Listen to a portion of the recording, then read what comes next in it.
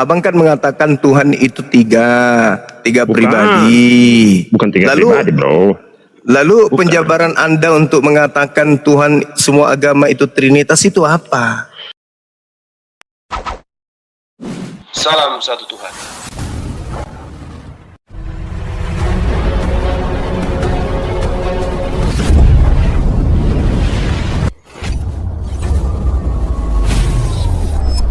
Ya, pengantar ini singkat para sahabat. Dukung semua ya sahabat-sahabat kita channel Densa News Muslim. Di like, di subscribe, di share sebanyak mungkin untuk supaya mencegah sahabat-sahabat kita di luar sana Tidak terpengaruh terhadap pemurtadan. Semoga Allah memberikan selalu sikap istiqamah. Salam satu Tuhan, Allahu Akbar. Berarti Tuhan Anda 9. Ya, bukan cuma 9. Kalau itu nanti apa itu? Enggak 9 aja. Jangan Anda katakan bahwa anak-anak Tuhan itu juga adalah Tuhan. Jangan. Tuhan Anda itu 3 Bapak. Bapak ada 3 pribadi di dalamnya. Pikiran, kemudian roh, dan jasad. Anak, demikian juga ada Roh Kudus juga demikian. Berarti 9 kan? Itu adalah Tuhan-Tuhan Anda yang berjejer 9.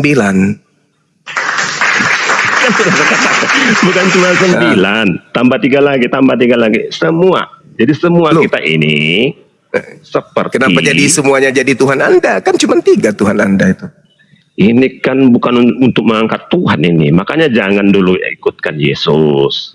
Ini Tapi kan dasar Tuhannya ini. orang Kristen juga nanti, Bang. Nanti orang Kristen marah nanti kalau tidak dibawa Yesus. Jadi gitu ya. Jadi di internal Kristen sendiri pun itu problem itu, Pak, bro.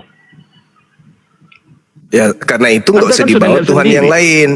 Di Jangan internal Tuhan yang kami sendiri dibawa. pun kami berdebat. Apa itu Iya, itu Yesus? sudah Apa itu Yesus? Nah, itu sudah diterangkan di dalam Al-Qur'an, Bang. Wa minal ladzina qalu inna nasara ahazna mitsaqahum pada suhazza mimma zukiru bi fagraina bainahumul adawa wal ba'da ila yaumil qiyamah. Orang-orang yang mengaku dirinya itu Nasrani, mereka akan saling bermusuhan dan saling membenci sampai hari kiamat. Itu Al-Qur'an mengatakan itu. Jadi kalian Tapi akan itu selalu ribut tentang di ranah Tuhan. dialektika aja itu. Nah, itu fakta kan? Iya, fakta. Itu Makanya saya Al-Quran betul berusaha berarti. kembali ke dasar. Nah, itu maksud saya seperti itu. Kembali ke dasarnya. Apa sih yang dijelaskan siapa si Tertullianus? Nah, saya baca itu. Jadi dia tidak masukkan Yesus di sana. Ternyata Tertullianus tidak memasukkan Yesus ke konsep Tritunggalnya. Itu, bro. Makanya saya pun mengatakan jangan masukkan dulu Yesus. Cukup Tuhan yang satu itu. Nah, kalau ya Kristen itu kan kritis dia. Dia tidak cukup hanya berkata atau mengimani bahwa Tuhan itu Esa gitu. Dia apa sih itu yang satu gitu. Apa itu yang satu? Jadi itulah Tertullianus ya. Kebetulan sebelum Tertullianus ada konsep ya. Ada konsep Kristenan yang mengatakan bahwa Bapa itu adalah Yesus juga. Tuhan itu lahir dari masuk ke rahim Maria, terus lahir, menderita, mati juga Tuhan itu katanya. Nah, itu dibantah si Tertullianus di Contra Praxeas. Makanya dia tidak setuju bahwa Yesus itu adalah Allah. Nah, apa yang terjadi kemudian? Ya, itulah denom-denom bapak-bapak gereja sebelumnya, ya, memasukkan Yesus. Begitu. Jadi saya ingin kembali ke paling dasar. Tujuannya agar perdebatan ini ya, minimal di internal kami Kristen itu berkurang minimal seperti itu. Tujuan saya seperti itu, bro. Iya. Jadi sebenarnya kalau perdebatan terjadi di antara Kristen terkait dengan konsep Tuhan, yang saya katakan tadi itu akan berlanjut sampai kiamat. Karena sudah 2000 tahun kurang lebih ya, sampai hari ini belum kejelasan yang Tuhan itu yang mana yang sebenarnya, Bapa kah, Yesus kah, atau Roh Kudus kah, atau tiga-tiganya kan gitu. Ini sampai hari ini masih ribut. Ya, artinya minimal kita berusahalah meredus ya, mengurangi keributan itu. Saya seperti itu misinya. Nah, kalau menurut Abang ini Tuhan yang benar di Kristen itu yang mana? Ya itu Tuhan yang satu itu. Yang mana itu, Bang? Ya kalau di bahasa Alkitab Elohim ya kan, Elohim itu saja sudah cukup. Yesus enggak? Nah kalau Yesus kita bicara Yesus harus kita ikutkan Kristusnya. Yesus Kristus itu. Iya, itu Tuhan juga atau bukan? Tetapi itu nanti ke dalam apa ya, penerapan aspek Tuhan itu ya, penerapan berpikir, berkata-kata, berhikmat, penerapannya bahwa Yesus salah yang pertama-tama dengan 100% ya menerapkan hakikat seperti itu yang menyatakan. Nah, Iya, maksud saya Yesus ini apa dia? Manusia, utusan, rasul, atau dia juga adalah bagian dari Tuhan? Maksudnya Tuhan juga yang satu tadi. Ya kalau saya lihat dari penjelasan Tertullianus itu, ya manusia. Oke. Hanya manusia. Iya. Bukan Tuhan kan? Bukan. Nah, udah selesai. Abang sudah betul berarti. Nah, kalau Roh Kudus? Nah, kalau Roh Kudus itu kan itu sama dengan kalau saya sesuai dengan jabaran saya tadi ketika aspek itu hikmat sebenarnya itu Roh Kudus. Hikmat kepada apa? Dari terang kepada gelap. Terbalik. Dari gelap kepada terang. Kudus itu kan artinya dipisahkan dari sesuatu kepada sesuatu. Kalau di keagamaan itu sudah pasti dipisahkan dari kegelapan menuju terang. Itu sebenarnya Roh Kudus. Roh itu kan hidup ya. Hidup dari gelap kepada terang. Nah, disitulah kita berhikmat. Bukan maksudnya Roh Kudus itu ada dalam bentuk sosok ya. Bukan. Hikmat dari kata-kata itu. Nah, seperti ini ya. Kejadian 1 ayat 3. Berfirmanlah Allah, jadilah terang. Lalu terang itu jadi. Nah, di sini sudah ada itu. Artinya di sini, di 1 ayat ini saja ada firman, ada berfirman, dan terjadi terang. Nah, itu 3 aspek. Dan berjalan sekaligus. Kalau itu dijadikan dasar, Bang, kan data selanjutnya jadilah gelap. Berarti gelap juga masuk dong. Gimana ini? itu berbeda lagi tuh. Hati-hati ada tuh. Ini kalau menurut Sibili pasti kenal kan Sibili Yahudi itu kan. Jadi ada katanya. Ya. Ada 1 dari 6 masa penciptaan, ada 1 yang tidak dinilai baik. Nah itu. Ada 1 yang dinilai tidak baik. Artinya tetap ada gelap. Tetapi ya, Tuhan itu kan kehendak. Tuhan itu kan pencipta segala-galanya. Tuhan yang menciptakan semuanya. Apapun itu, mau dia setan, mau dia iblis, mau dia ifrit, mau dia jin, mau dia gorila, padale, pararang, itu semua Tuhan yang menciptakan. Iya, betul. Iya. Jadi kalau di Kejadian 1, ya itu jelas terlihat itu. Ada 6 penciptaan, 6 hari penciptaan disebut hari ya. Ada 1 yang tidak dinilai baik. Selebihnya 5 itu, maka Allah menilai itu baik. Menilai baik. 5. Ada 1. Nah, artinya ada 1 tetap dia gelap. Entah itu iblis atau malaikat kegelapan, entah itu dosa, itulah yang ada di alam semesta ini. Begitu bro. Jadi saya berusaha untuk mengembalikan ya. Artinya Trinitas di internal kami yang faktanya sekarang ini sesama kami pun berdebat.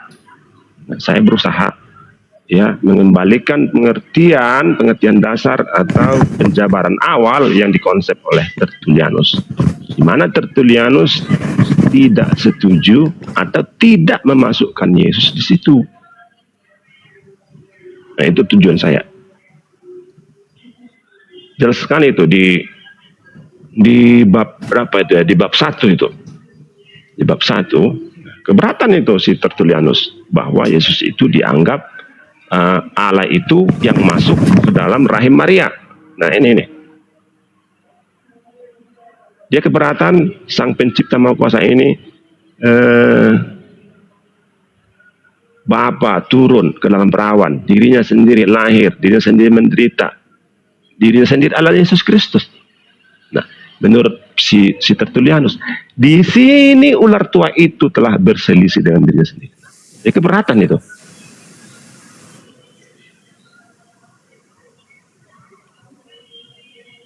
Keberatan si Tertullianus, ternyata keberatan Yesus dimasukkan ke unsur salah satu dari Tuhan itu, dari Allah yang satu itu. Gitu. Ya, saya kira itu saja dulu. Saya bukan untuk berdebat, saya untuk menyampaikan itu saja, bro. Terima kasih host sudah diizinkan naik. Saya izin ya, Bang Jua. Ya silakan yang lain. Iya Bang Laban. Iya sip. Oke, selamat siang. Siang. Yang saya tanggap tadi itu yang Waalaikumsalam. Yang saya tanggapi tadi itu yang dia katakan bahwa Tuhan semua agama itu Trinitas, kata dia. Pas giliran kita sangga kalau semua agama itu Tuhannya Trinitas dengan konsep yang tadi, ya berarti Kristen bukan Trinitas lagi, Tuhannya ada 6. Tapi dikatakan kurang, ya sudah ditambah lagi 3. Berarti ada 9. Allahu Akbar, Masya Allah. Ya lanjut teman-teman sekalian. Dinaikkan kalau ada saudara Kristen di bawah. Ya, sebelum dinaikkan para oten, izinkan Gurunda Zuma untuk memperkenalkan diri saya. Bertahun-tahun saya mengikuti Bang Zuma dari khususnya di YouTube dan belum pernah bercakap seperti ini. Dari awal-awal itu Pak Gurunda Zuma. Izinkan memperkenalkan diri saja kepada Gurunda Zuma. Begitu saja, karena ada kesempatan ini kan gitu. Biasanya kan kalau malam itu sangat padat sekali, jadi belum sempat memperkenalkan diri. Kalau dengan Uni Rifa, Ustadz Andi dan lain-lain, saya sudah. Ya, teruskan aja yang bagi oten-oten untuk masuk. Silakan. Makasih Bang, Masya Allah. Bang Sutresno, ya. Terima kasih. Bang Sutresno, Ya, selamatkan sore, ya. Waalaikumsalam. Ya, silahkan. Di sini saya ingin bertanya sedikit kepada itu Gurunda Bang Zuma yang saya idolakan lah. Ini Kristen atau Muslim? Saya Islam Bang, Muslim. Oke, dipersilahkan. Gini, menurut Bang Zuma itu gimana tentang apa roomnya Bang Logika itu yang kalau nggak salah kan semalam itu kan ada tema yang temanya itu debater Muslim, ajaran iblis gitu, maksudnya itu salah atau gimana gitu menurut Bang Zuma? Gimana Bang? Saya diminta menilai orang yang melakukan gibah gitu. Iya. Menurut Abang gibah itu baik? Menurut saya tidak baik Bang. Ya udah, berarti kita sama. Gibah itu tidak baik. Menceritakan keburukan ya orang, apalagi kalau masih merasa Muslim, ya itu tidak baik. Apapun ceritanya. Apalagi sudah sampai pada poin fitnah. Nah, ini ada lagi saya baca tadi dikirim sama teman Suma mendaki gunung Apa itu? Mengerti Iya. umum apa nggak ngerti saya. KRT ya. Apa itu KRT? Saya nggak tahu juga Bang, cuma itu temanya yang dipakai sekarang ini. Ya, saya sih biarkan aja. Kalau misalnya ada umat Islam yang sakit hati dengan itu, ya laporkan aja di polisi. Kalau umat Islam tersakiti dengan apa yang dilakukan oleh Taufik, itu kan fitnah. Laporkan, nanti tinggal minta pertanggungjawaban dia. Apa maksudmu mengatakan ini? Nah, saya hadirkan sebagai korban. Saya akan hadir sebagai korban. Kalau misalnya dituduh begini, minta pelapor harus minta ke dia pertanggungjawabkan tuduhannya itu. Saya datang sebagai korban di sana yang sudah terlapor. Jangan saya juga yang ini, saya juga yang harus lapor. Ya kalau saudara-saudara Muslim itu merasa tersakiti dengan kelakuan si Topi, ya laporkan. Kantor polisi banyak kok. Kenapa cuman curhat-curhatan aja? Kantor polisi dekat, tinggal lapor, Pak, ini saya tidak suka ada teman saya dibuat fitnah kayak begini. Ya laporkan. 10 aja orang yang melapor itu masuk dia itu. Ini fitnah lagi, saya mendaki gunung. Apa naki gunung apa? Sudah banyak sekali fitnahan. Cuman saya nggak mau pusing dengan itu semua. Tapi kalau saudara Muslim merasa tersakiti, ya silakan, hati Anda yang sakit silakan laporkan. Kalau saya memikirkan dia itu hanya pansos aja, tidak pantas untuk saya bahas. Laporkan, minta dia pertanggungjawabkan fitnahannya itu. Ini maksudmu apa? Gitu aja kok, sederhana. Assalamualaikum warahmatullahi wabarakatuh. Waalaikumsalam warahmatullahi wabarakatuh. Bang Sutresno, begini, kalau ada room-room yang seperti itu, jangan dilihat, ditinggalkan saja, ya kan? Jangan berkomen atau apa ya. Bagi semua Muslim lah, hal-hal yang seperti itu tuh nggak berguna. Kalau mereka itu mungkin bergerombol dengan sesama oten misalkan, kalau ini itu nanti ada pasal-pasalnya tersendiri. Asalkan jangan Muslim yang masuk. Itu sudah diawasi, semua sudah terekam. Tenang saja Bang Tresno kan gitu. Jadi yang seperti itu udah tinggalkan saja lah kan gitu loh. Nanti ada yang menangani sendiri. Begitu saja mungkin Guru Ndazuma. Iya. Iya, jadi biarkan aja Bang. Maksudnya kalau misalnya kita sakit hati dengan itu, tinggalkan aja. Toh saya aja nih yang jadi korban, nggak peduli. Karena saya berpikir dia saudara yang lagi cari makan, gitu aja. Lagi cari makan, atau mungkin takut dilaporkan karena sudah nginjak bibelnya orang, supaya dia tidak jadi dilaporkan, dia cari simpati. Jadi bunglon, jadi pembela. Karena ketika saya melihat, ya, saya melihat misalnya dikirimkan sama teman potongan-potongan Islam yang naik, itu caranya menanggapi kalau Islamnya naik itu beda dengan kalau Kristennya naik. Berarti di sini muatannya sudah lebih cinta kepada yang beda akidah daripada yang seakidahnya. Jadi menurut saya itu ada yang terputus ya pada dirinya saudara logika ini, saudara Topik gitu.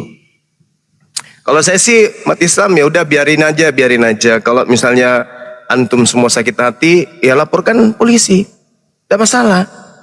Tapi kalau Anda tidak mau sibuk dengan itu semua, wong yang diceritain saja nggak sibuk, ngapain? Tinggalkan aja. Dia tidak suka dengan metode kita. Katanya dia bertahun-tahun di jamaah tabligh. Habis itu dia masuk di kiamat, dia nggak terima agamanya dihina-hina, akhirnya dia jadi pembela. Nah, sekarang katanya begitu dia jadi pendebat, yang tadinya tidak pernah bahasa kotor, jadinya bahasa kotor. Sudah bilang inilah itulah, dulu tidak katanya. Begitu jadi pendebat dia sudah masuk ke, dia sudah menggunakan bahasa-bahasa yang tidak lazim, kata beliau. Itu sih oknum aja. Buktinya banyak orang yang masuk ke dunia debat, masih sopannya juga mulutnya, masih bagusnya juga mulutnya. Ya itu oknum. Saya pun juga menyadari itu. Di dalam kehidupan nyata mana ada pernah saya mengatakan tuyul, cuplis. Mana ada dalam kehidupan nyata. Cuma karena kita turun ke tempat yang kotor, ya mau tidak mau kita harus siap untuk kotor. Untuk membersihkan yang kotor itu kita harus siap untuk kemudian kotor. Habis itu baru kita bersihkan pakaian.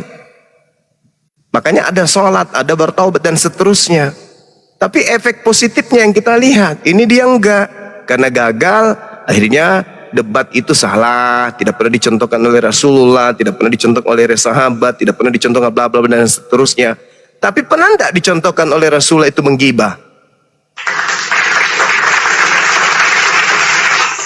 Pernah enggak dicontohkan? Oke, sahabat tidak pernah berdebat. Oke, menurut dia. Tapi kalau menggibah, gak pernah juga kan ya. Jadi solusi yang terbaik itu ya diam. Habis itu lakukan yang terbaik menurutmu. Misalnya nih, saya juga melakukan yang sama, hal yang sama. Wah ternyata ini debat ini gak bagus ternyata, gak pernah dicontohkan. Ya berhenti saya berdebat. Tetapi apakah saya termasuk orang waras? Ketika tadinya saya pendebat, tiba-tiba besok saya beralih haluan menghujat teman-teman saya yang berdebat. Apakah saya waras? Padahal kemarin itu saya melakukan lebih jahat daripada itu. Sampai pada level saya menginjak kitabnya saudara. Menggunakan pakaian-pakaian yang menunjukkan sembahan saudara. Habis itu saya tiba-tiba merubah haluan. Menghujat orang-orang yang melakukan setidaknya hampir sama dengan saya. Tapi saya masih lebih parah. Apakah saya waras? Tidak. Yang bagus itu ketika sudah menyadari itu salah, diam. Lalu lakukan metode dakwah yang benar. Lakukan cara yang benar menurut Anda. Apa itu? Ya ceramah Ustadz, kayak Ustadz selayaknya. Gak usah lagi gibahin yang lain. Karena Anda pun pernah melakukan hal yang jauh lebih parah dari itu. Itu kalau sehat. Tapi karena saya melihat dia tak ada posisi di situ, berarti ada gangguan. Ya udah biarkan. Ngapain kita peduli orang-orang yang tidak sehat? Kan gitu ya, saudara ya. Jadi kalau menurut saya sekali lagi, kalau merasa itu menyakitkan hati, ya silakan Anda ngambil tindakan. Ya kan? Silakan Anda mengambil tindakan. Tapi kalau Anda tidak mau, ya sudah, jangan peduli. Jangan biarkan mereka berkongko-kongko dengan orang kafir, biarkan aja, tidak apa-apa. Mereka mau kasih sayang rahmat lil alamin kepada orang kafir, silakan. Biarkan dia dengan metodenya, kita juga dengan metode kita. Toh buktinya ada yang dicerahkan, ada juga yang bersyahadat kok dengan metode ini. Dan kita belum pernah dengar ada yang naik ke sana bersyahadat. Ada. Jadi nggak usah, kalau menurut saya, saudara-saudara sekali lagi nggak usah dipeduli lah yang kayak gitu-gitu. Saya aja nggak peduli kok. Cukup bagi saya menegur beliau, kenapa kamu menggunakan pakaian seperti itu? Ya. Lalu kemudian saya tegur, saya kasih surat peringatan. Lalu beliau berhenti sejenak. Habis itu muncul lagi dengan lebih parah menginjak bibelnya orang. Habis itu saya tegur dia sebagai abang, tegur dia sebagai adik. Dia juga nggak terima. Berujung kepada hari ini dia kayak gitu. Ya udah biarin aja, nggak masalah. Itu mungkin menurut dia baik. Pendukung-pendukungnya mengatakan itu baik. Ya silakan aja. Kita masing-masing punya metode. Yang penting saya tidak merugikan dia. Kalau dia mau merugikan saya atau dia mau apapun, silahkan. Saya ikhlas untuk itu semua. Dia mengatakan saya apapun, silahkan. Bang Suma mendaki gunung, bla bla bla, silahkan. Itu urusannya dia, dosanya dia kepada Allah. Ya, saya kira gitu saudara-saudaraku. Terima kasih. Ya saya kira untuk Bang Trisno itu bisa dimengerti. Teman-teman, izin Bang sebentar. Buat teman yang tadi yang menyampaikan berita tentang logika yang menggibah Bang Zuma, tolong bila sayang sama Bang Zuma, kalian rekod aja siarannya, terus bawa ke laporan kalian ke polisi atas pencemaran nama baik. Kalau memang kalian sayang ya, buktikan rasa sayang kalian kepada gurunda kita. Karena dialah makanya Islam bangkit. Kita selama ini terbodohi. Gak pernah loh saya tahu ayat-ayat mereka separah itu selama ini. Saya bodoh banget selama ini. Tolong ya teman-teman, kalau sayang sama Gurunda, rekam, laporkan. Bantu Bang Zuma berjuang. Lanjut. Ya, jadi sebenarnya sudah banyak ya yang datang ke saya. Jadi bang, ini sudah A1 bang, nggak ada lagi celah untuk dia berkelit. Tapi lagi-lagi saya mengatakan, ya pikirkan juga anaknya, pikirkan istrinya. Ya mana tahu besok hari dia sadar, berhenti. Ya, dan kalaupun dia harus jatuh, janganlah jatuh karena saya. Karena kejahatan itu pasti akan sampai pada poinnya sendiri. Doakan aja mudah-mudahan ada kebaikan gitu. Sebenarnya banyak iya. Gurunda Zuma banyak yang apa namanya hal-hal yang seperti itu banyak banget, ribuan pada. Cuman kan dari apa namanya kita melihat itu dari sisi-sisi lainnya juga, seperti Gurunda Zuma katakan tadi, kita harus melihat lah kan gitu loh. Misalkan kita mengajukan atau siapapun yang mengajukan ke sana kan gitu, kalau di sana itu lebih kuat, nanti yang akan justru berbalik itulah yang kasihan nantinya kan gitu loh. Kalau memang mungkin apa namanya kita kuat untuk apa namanya melaporkan lah istilahnya, itu bagus untuk demi pelajaran kan gitu. Akan tetapi nanti kalau berbalik, ya kan kita nggak tahu Gurunda di sana itu seperti apa kan gitu.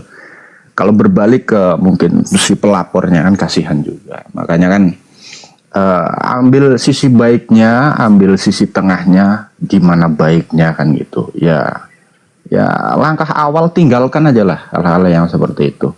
Jadi kalau orang Jawa bilang nggak usah direken lah kan gitu. Nggak usah direken dulu aja lah kan gitu. Nanti ada bagian-bagian yang lain, orang-orang yang lain yang akan merekam ini semua, nanti suatu saat pasti akan muncul. Itu pasti. Gitu aja Gurunda Zuma. Untuk yang lain mungkin yang mau ini. Ya, saya rasa kita bahas yang lain aja. Nggak penting pun bagi saya, itu hanya sampah. Jadi begini, untuk mengantisipasi dari awal itu, anak-anak itu mulai dari dini ya diajarkan tentang hal agama dulu. Hal agama kuatkan, fondasikan di situ. Ya contoh kecil aja, masukkan ke TPA, sekolah pun ya yang mungkin ya walaupun mungkin di non Islam, maksud saya non Islam itu seperti negeri atau apapun, tetapi ketika ada waktu senggang, musola banyak, terus ngaji juga diajarin dan sebagainya, itu pondasi awal aja dulu. Kalau masalah debater hal-hal yang seperti ini, kalau mereka sudah mampu betul-betul, itu baru. Karena kita kalau masuk ke room seperti ini itu orang-orang yang benar-benar sudah mapan, itu baru bisa masuk. Saya akui itu, dari dulu saya hanya mungkin apa namanya sebagai penonton saja, penonton Gurunda Zuma. Setiap kali mungkin Umi Rifa, Bang Handi dan yang lain-lain para senior-senior seperti itu. Ketika saya sudah berani masuk kan gitu untuk mengatakan sesuatu hal, saya ukur dulu mampu nggak saya ini. Ya paling minimal seperti yang mungkin Bang Ari katakan untuk mengantisipasi. Betul, itu betul banget. Akan tetapi mungkin langkah awal untuk para anak-anak itulah dulu mungkin dari Gurunda Zuma. Gimana? Iya, Masya Allah, luar biasa. Iya, sebenarnya debat-debat ini berbicara mengenai skala debat atau dialog atau diskusi kayak gini tuh ya banyak membantu kemudian orang tua untuk membina akidah anak-anak kita. Contohnya pada kehidupan nyata ada beberapa guru atau pendidik yang kemudian itu mengucapkan terima kasih Karena dengan adanya debat-debat seperti ini, mereka para guru dengan mudah memberikan materi kepada murid-muridnya terkait dengan materi pendidikan akidah Islam. Masya Allah. Jadi mereka tidak mengajarkan tentang pembedaan secara umum saja, tapi mereka kemudian para guru ini ada yang langsung masuk menjabarkan tentang akidah ini, pembandingnya dengan data-data dari kitab saudara di luar Islam. Itu sudah terbukti dengan adanya laporan, seperti misalnya teman kita yang di Jakarta melaporkan ada ponaannya yang sekolah kemudian di sekolah Islam, kemudian gurunya itu memberikan materi-materi yang terkait dengan apa yang diperdebatkan kemudian di komal-komal debat lintas agama. Nah, itu dilaporkan kayak gitu, artinya bahwa debat kayak begini, sasaran kita jangan nilainya itu nada keras, kata-kata yang tidak sopan, yang tidak semestinya, tidak sesuai dengan ketimuran kita. Tetapi pesan akidahnya itu juga penting dipikirkan. Karena ini berdampak kepada perkembangan iman generasi Islam ke depannya. Jadi sudah ada beberapa laporan dari sejak 2-3 tahun yang lalu sih, ini muncul lagi laporan-laporan murid melapor ke rumah, orang rumah ternyata fans dari kita. Kemudian ternyata anak ini juga pernah hadir ketika salah satu dari kita ada di Jakarta. Kemudian dia katakan, Pak guru saya tidak tahu kalau sebenarnya saya itu sudah pernah ketemu dengan salah satu yang diceritakan oknum tersebut. Artinya bahwasanya ketika kita berdebat tentang agama, ada saja yang mendapatkan poin positif gitu loh. Kita jadikan satu pembanding, misalnya gini. Orang Islam menilai debat Bang Suma itu buruk. Lalu kemudian mereka meninggalkan komal Islam ini. Komalnya Bang Suma. Udah selesai perkara bukan? Selesai perkara. Dia menutup kuping dari hal-hal yang negatif yang terlontar dari Bang Suma. Oke, itu positif yang dihadirkan pada dirinya.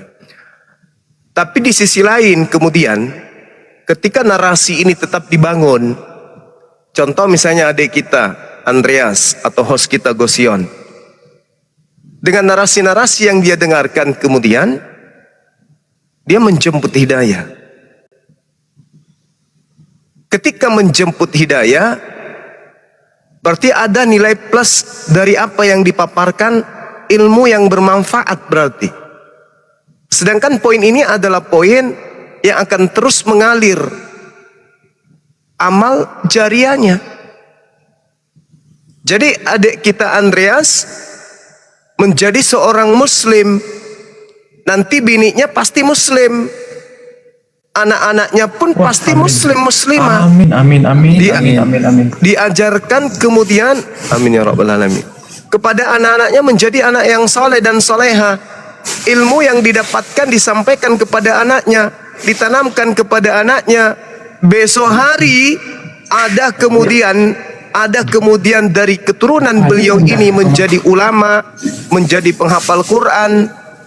Oleh karena penyampaian pesan dari ayahnya, maka kita yang berdebat ini dapat juga ilmu, amal jariah. Kan itu poinnya. Nah, sedangkan kalau dikatakan bahwasanya kita juga mendapatkan hal yang negatif, orang yang membenci, saya rasa orang yang membenci dunia debat itu adalah orang yang tidak bijak aja pada keadaan. Saya ulang, orang yang membenci diskusi lintas agama itu adalah orang yang tidak arif dan tidak bijak aja terhadap keadaan. Kok bisa kayak gitu? Sebelum umat Islam itu turun debat, kita itu sudah diserang dari awal. Baru-baru ini aja kita sadar. Iya, betul kan. Baru-baru ini aja kita sadar. Sebelum ada dunia sosmed, mereka itu sudah melancarkan aksi-aksi pemurtadan. Mereka membuat buku-buku Islami, tapi tujuannya memurtadkan. Itu banyak. Mereka kemudian ada sampai C6, pura-pura jadi Islam untuk memurtadkan.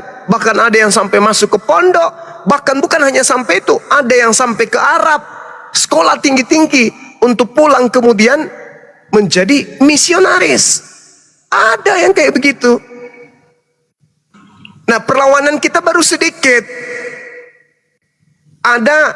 Begitu ada blog-blog internet, di Google itu bisa dilihat siapa yang duluan kemudian membuat narasi-narasi penghujatan terhadap Islam atau narasi-narasi Islami yang sifatnya menjerat, kayak Isa dan Islam, Isa dan Al-Fatihah, Fight Freedom dan seterusnya. Itu adalah link-link yang Islami menurut pandangan awam, tapi isinya itu semuanya adalah tujuannya untuk memurtadkan umat Islam yang awam. Siapa yang melakukan itu? Mereka lebih dulu. Kemudian muncul YouTube. Adakah umat Islam di YouTube ini yang menyerang-nyerang akidah mereka? Tidak ada. Mereka lebih dulu. Tanpa ragi muncul penghujat Islam melalui YouTube. Jadi mereka membuat kesempatan itu ada di setiap sudut untuk melakukan ajaran kristenisasi. Lalu kita ini yang merasa terpanggil, saya lah ya, saya nggak bawa yang lain, mengambil posisi. Islam diserang di Facebook, Bang Suma turun ke Facebook. Islam kemudian diserang lagi di Zoom, kita tampil di Zoom. Terakhir di WA masuk di WA. Terakhir masuk di TikTok, kita di TikTok. Besok ada aplikasi lagi, kita muncul lagi di sana. Bukan kita yang memulai, kita hanya sifatnya mengkanter saja. Tetapi kemudian yang dinilai adalah ucapan-ucapan kasar, ucapan-ucapan yang sifatnya penekanan.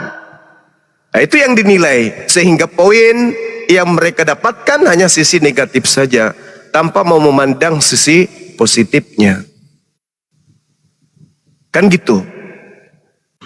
Islam kemudian diserang secara terstruktur. Kitabnya mereka gantikan Alkitab. Sembahan mereka sebut Allah. Bla bla bla bla, semua diambil dari Al-Quran. Yang kemungkinannya bisa membuat Islam awam itu jatuh hati, simpati. Dengan mudah kemudian wanita dimurtadkan, laki-laki dimurtadkan, anak-anak dimurtadkan, dan seterusnya. Lalu kemudian kita tampil ketika kita sudah nggak tahan, Allah dihina, Rasulullah dihina, Al-Quran dihujat, Islam dihujat, dan seterusnya. Kita tampil kemudian. Nah, karena yang kita ingin perbaiki ini adalah sesuatu yang buruk, maka kita terkontaminasi dengan itu. Mereka datang dengan memaki, kita juga manusia biasa, maka spontan makian itu juga kadang keluar. Mereka melakukan hujatan kepada Allah, kepada Rasulullah, maka berontak gira saya sebagai seorang muslim. Maka nada keras itu muncul, penekanan itu ada, nada-nada yang sifatnya menyakiti mereka tapi menggelikan bagi umat Islam itu ada.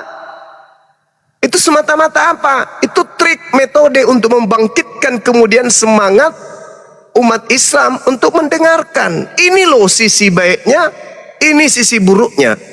Jadikanlah saya ini seperti lilin yang hancur dengan mulut yang mungkin menyakiti orang lain dan tidak suka didengar oleh sebagian umat muslim. Tapi di sisi lain itu ibarat jadi cahaya bagi orang-orang yang mungkin ada ruang untuk menerima itu sebagai kebenaran. Jadi saya mendudukkan diri saya ini sebagai lilin. Biarlah hancur demi menerangi yang lain. Kehancuran saya itu karena di sisi negatifnya. Tapi terangnya itu di sisi orang yang mendapatkan kebenaran di sana. Ada yang mendapatkan hidayah.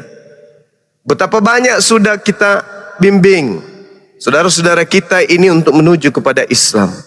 Tapi mereka yang tidak senang, mereka yang marah, mereka yang menghujat, mereka yang menggibah, mereka yang memfitnah, sudah berapa orang yang disyahadatkan? Ada. Ada, cuman menebar kebencian, menebar ketidaksukaan. Yang salah kalau saya monolog. Kalau saya monolog lalu memaki-maki, saya monolog lalu merendahkan, saya monolog lalu kemudian menceritakan hal-hal yang tidak mengenakan, itu baru saya salah. Ini ranah diskusi, ranah debat, memperjuangkan narasi logika berdata untuk menjadi item konsumsi publik, edukasi yang menerimanya positif dan sesuatu yang negatif dijadikan sebagai acuan orang-orang yang tidak suka dengan apa yang saya sampaikan. Sederhana. Tapi jangan juga dikatakan bahwa saya itu menghujat, saya juga itu merendahkan, memelintir apabila saya keras. Memang saya akui dalam Shalom semuanya. dalam segi penyampaian itu memang saya keras, apalagi kepada orang-orang yang tak berakal, cuma pula modal mulut, modal syahwat, tapi tak gunakan akal. Itu pasti saya keras, karena saya memang adalah seorang pendidik. Saya ini seorang pendidik. Saya ini lulusan strata pendidikan, memang saya jurusan pendidik. Saya lulusan psikologi pendidikan, jadi saya paham.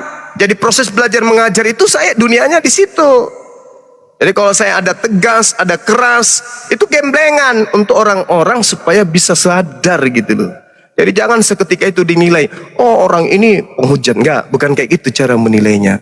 Karena para sahabat juga ada yang keras, bahkan ada yang menegakkan kebenaran itu dengan pedang. Ya. Jadi jangan sampai penilaian-penilaian kita itu apa maksudnya? menjatuhkan kita kemudian sampai kepada kemunafikan. Seperti itu. Iya, baik. Gimana Saudara Abdon? Ya, makasihlah saya dikasih kesempatan Pedang. lagi ketemu dengan si Pedang. Juma ini. Yesus Jadi- memerintahkan muridnya beli pedang. Jadi Untuk Yesus apa? gak Potong pernah- lawang. Ya, dengerin. Yesus gak pernah pegang pedang.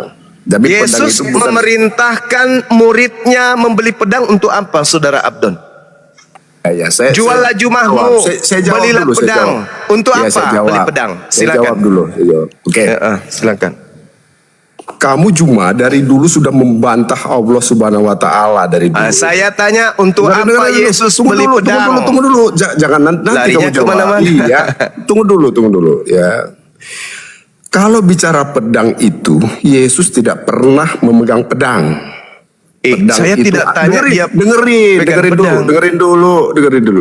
Kalau bicara tentang pedang, kamu jangan bicara tentang pedang yang kamu pegang bunuh orang. Oh, itu yang terjadi pada Yesus. Dengerin dulu. Sama dengan kamu bilang tadi, saya Itulah bedanya ya, orang yang berilmu pakai akal dan orang yang cuma punya congor. Kenapa saya di-mute? Kenapa takut Yang kamu? saya tanya Iya, di dalam kitab makanya saya saudara jawab, dengerin Lukas 22 nomor Dengerin 36, dulu. Yesus memerintahkan muridnya menjual jubah untuk beli pedang. Beli pedang ini tujuannya Udah. apa? Udah, Untuk sunat. dengerin dulu. Dengar dulu. Kalau mau bicara sunat, nabimu nggak pernah ada sunat. Nah, lari Jangan ngomong kemana-mana. sunat, kau. Ini Nah, bahas kamu kan bicara pedang. sunat. Ini bahas pedang. Inilah kalau modal congor, nggak ada ilmu. Makanya diam dulu. Apa ilmu kamu? Pak Abdon, maaf nih. Jadi Jangan dulu. Jadi- Kenapa? Biarkan saya ngomong. Pak Abdon. Iya, Biarkan saya ngomong, jadi saya fokus. jawab. Jadi fokus dari awal Ya. Pak Abdon ini naik langsung nanya pedang.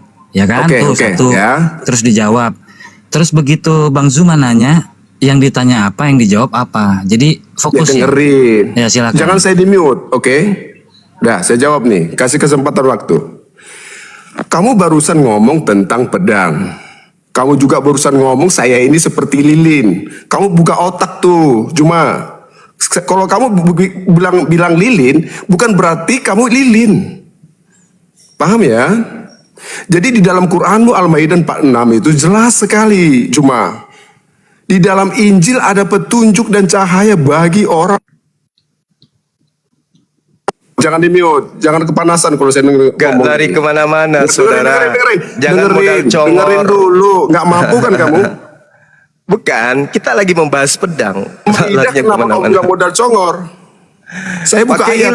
Pakai ilmu kan pertanyaannya Pakai ilmu. Yesus Pakai dalil Quran. memerintahkan kemudian untuk beli pedang, itu pedang untuk apa? Pedang itu memisahkan. Arti pedang itu memisahkan. Saya tidak tanya dengerin artinya pedang. dengerin dulu. Pedang Modal itu congor, kita pakai kalau otak cuma diskusi ngomong aja, itu, cuma Bang. kamu nggak mampu kamu ini. Biarin dulu saya ngomong, jangan Yesus dibantah. memerintahkan muridnya untuk beli pedang Nggak itu usah, untuk dia apa? biarin saya ngomong dulu. Gitu. Ya kan? Jangan Kelihatan di-mute. kan kalau cuma modal congor kayak gitu. Jangan di-mute, jangan di-mute. Saya belum ngomong. Belum ngomong cuma. Jangan di-mute, oke?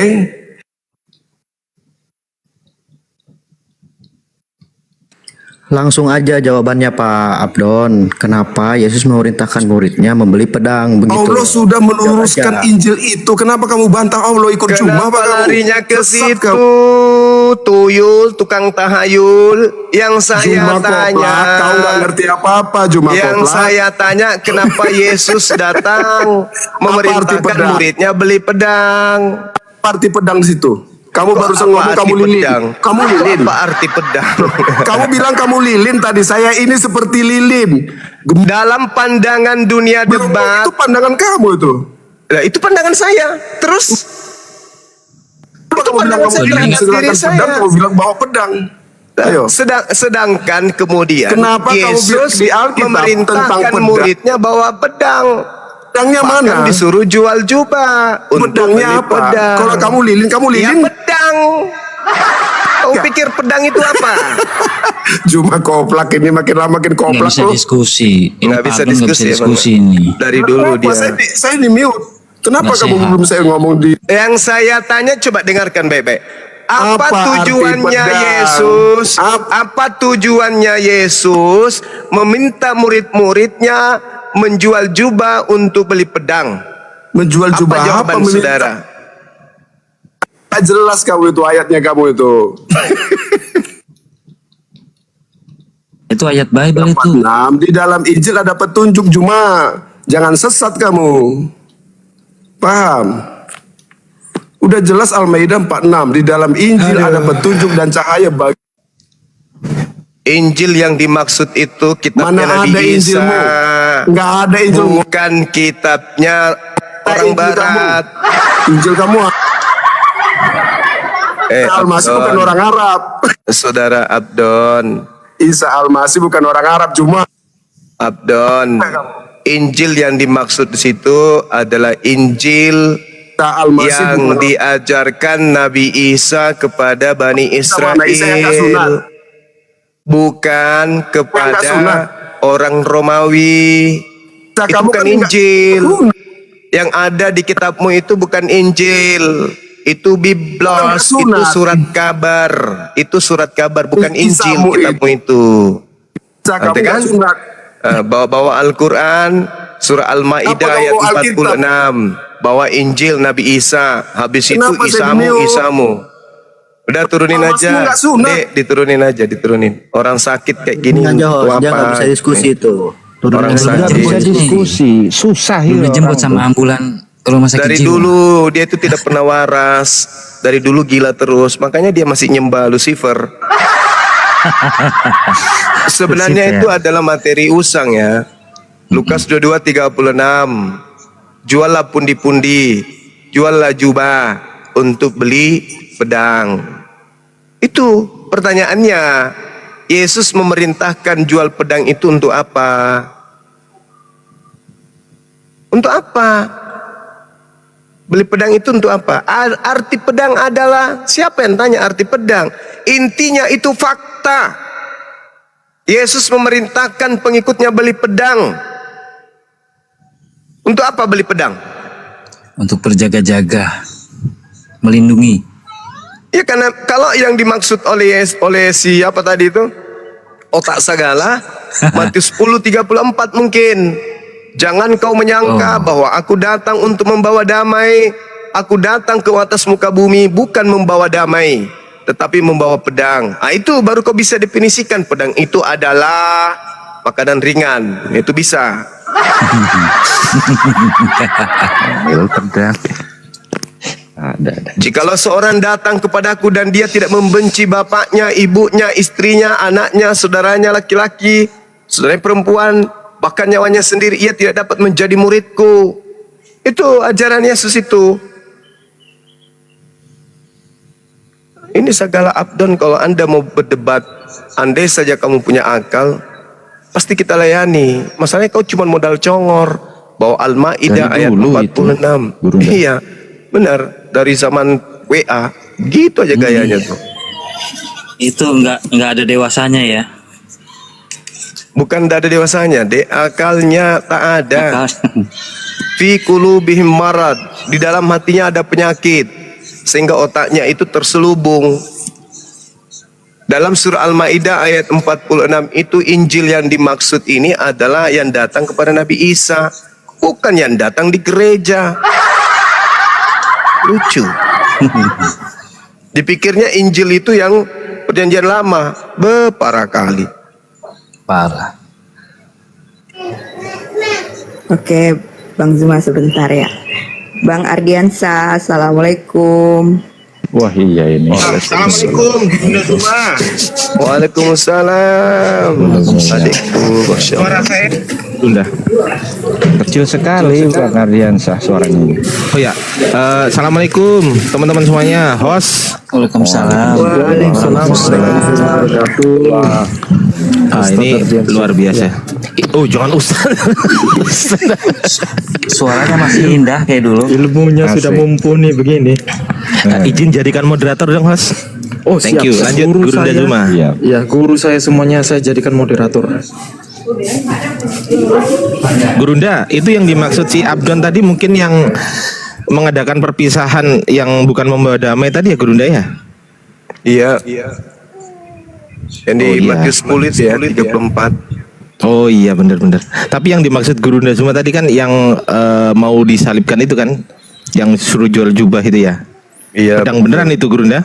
Iya, benar. Kan sempat potong kuping. Iya. Tapi dia kenapa nggak menjelaskan itu kok malah mengartikan pedang ya? Tadi saya dengar gitu. Harusnya gini loh. Males. Harusnya gini. Kalau kita membahas Ulangan 18, mereka kan sahut-sahutan tuh. Ulangan 18 nomor 18, Nabi yang sama seperti Musa kan sahut-sahutan dia kan. Mereka mengatakan, oh itu untuk untuk Yesus. Nah, itu boleh untuk Yesus kalau dia beli pedang mengusir tentara Romawi terhadap penjajahannya kepada tanah Yerusalem pada saat itu. Tapi faktanya terjadi enggak? Minta disarungin kembali pedangnya. Kenapa? Kekuatan musuh terlalu besar. Ya kan gitu. Betul Nah, Gurunda. sekarang, Betul. iya, sekarang Yesus itu sebenarnya datang untuk menegakkan hukum Taurat, tapi karena kekuatan musuh lebih besar, bahkan sampai percobaan pembunuhan, untung saja Allah menyelamatkannya. Kalau tidak, mati beneran dia, dibunuh sama penguasa pada saat itu. Nah, sedangkan Nabi yang sama seperti Musa itu harus angkat pedang untuk menegakkan hukum-hukum. Ulangan 33 nomor 2. Dia membawa 10.000 pasukan orang suci untuk melumpuhkan hukum-hukum di hadapannya. Sama seperti Nabi Musa. Nabi Musa melumpuhkan hukum yang ada di depannya dengan membawa hukum Taurat. Seperti itu. Tapi oleh karena Musa musuhnya dua, dari kaumnya sendiri dan juga dari luar, maka gagal. Begitu juga Nabi Isa.